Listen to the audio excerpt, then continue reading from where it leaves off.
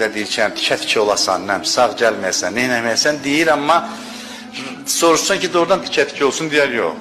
O elə həmin məqamda da deyər yox, amma deyir də indi qadındır. Amma kişi xüsusilə, ata xüsusilə diqqətli olmalıdır bu məsələdə.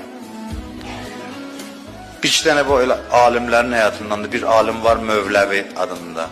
Deyir, bir adam gəldi yanına, dedi ki, mənim qoca yaşımda artıq yaşlaşıram, övladım olmayıb. Deyir, getdim, övlad olmaq üçün dua aldım. Bilməm, o alimin adını unutmuşam, ondan soruşdum, deyir, mənə dedi, nə qədər deyirəm, xeyri yoxdur. Deyir, əvvəl buna təsəlli verdi, dedi ki, o tərəfdə inşallah əvəzini verərlər, filan. Deyir, bu gedəndən sonra dedi ki, atasının bədduasıdır, atasını narahat edib, deyib, Allah nəsli kəssin, kökün kəsilsin, deyib. Öz atası o övlad üçün, kökün kəsilsin, deyib, vəssalam, deyir, heç kəsin zikri kömək eləməyəcək. Peyğəmbər də deyə, zikr öyrədə, zikirlə